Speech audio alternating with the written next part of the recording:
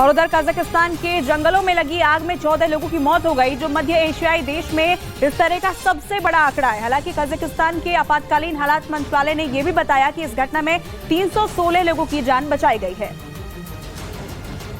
आग करीब 60,000 हेक्टेयर यानी करीब 1,48,000 एकड़ जमीन के जंगलों में लगी थी, जिसमें फॉरेस्ट रेंजरों के फंसे होने की आशंका जताई जा रही थी और उन्हीं की तलाश में निकली रेस्क्यू टीम को जंगल से 14 शव मिले। इस हादसे के बाद कजाकिस्तान के राष्ट्रपति ने शनिवार को आपातकालीन स्थिति मंत्री यूरी एलिन को बर्खास्त कर दिया। हालांकि अभी भी आग पर काबू नहीं पाया गया है। लोकल अधिकारियों ने समाचार एजेंसियों को बताया कि आग गुरुवार को बिजली गिरने से लगी थी।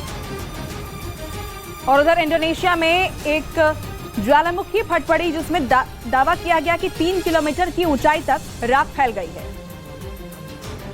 ज्वालामुखी में रह रहकर विस्फोट हो रहा है और अब तक ये ज्वालामुखी 7 से ज्यादा बार फट चुकी है। स्थानीय प्रशासन के मुताबिक 2018 में जावा और सुमात्रा के तटों पर आई सुनामी से पहाड़ टूटने से जो विस्फोट हुआ था, उसके बाद ये सबसे लंबा विस्फोट है।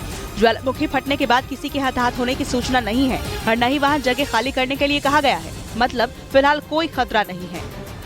कोलंबिया में एक चमत्कार देखने को मिला है, जहां एक प्लेन हादसे के बाद जंगल में लापता हो चुके 4 बच्चों को 40 दिन बाद जिंदा बरामद किया गया। इसके लिए पिछले 40 दिनों से ऑपरेशन चल रहा था और उन्हें कोलंबिया की आर्मी ने काकेता के जंगलों में शुक्रवार को ढूंढ निकाला, जिन्हें प्लेन से शनिवार को बोगोटा लाया गया। दरअसल ये बच्चे जंगल में 1 मई को तब से लापता थे जब एक सेना 206 विमान 7 लोगों को लेकर जा रहा था और क्रैश हो गया। विमान में सवार पायलट और बच्चों की मां सहित 3 वयस्कों की मौत हो गई और उनके शव विमान के अंदर पाए गए, जबकि 13, 9, 4 साल और 12 महीने के ये बच्चे बच गए और लापता थे। और उधर फिलीपींस में एक ज्वालामुखी में बहुत बड़ा विस्फोट होने का खतरा मंडरा रहा है, जिससे ज्वालामुखी के आसपास के इलाकों को खाली कराया जा रहा है, जिससे हजारों लोग अपने घरों से भागने के लिए मजबूर हो गए हैं, क्योंकि अल्बे प्रांत में फिलीपींस के सबसे ज्यादा सक्रिय ज्वालामुखी में से एक मेयोन ज्वालामुखी के क्रेटर से गैस, मलबे और चट्टानों के निकलने का सिलसिला जारी है और उसकी वजह से अधिकारियों को आशंका है कि यहाँ खतरनाक विस्फोट हो सकता है। इसलिए ज्वालामुखी के क्रेटर के 6 किलोमीटर के दायरे में 6000 से ज्यादा ग्रामीणों को निकालकर सुरक्षित जगहों पर पहुंचाया गया, जबकि दावा किया जा रहा है कि अभी डेंजर जोन से हजारों को निकालना बाकी है।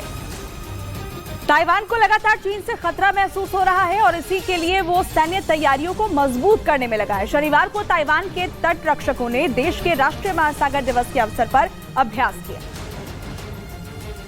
अलग अलग जगहों पर हुए इन अभ्यासों में एक काओशुंग के दक्षिणी शहर में हुआ, जहां समुद्र और हवा के रास्ते होने वाले हमलों को नाकाम करने की कोशिश की गई। इस मौके पर ताइवान की राष्ट्रपति साई इंग वेन ने कहा कि बदलते माहौल में हमें अपने तटों की रक्षा सुनिश्चित करनी है।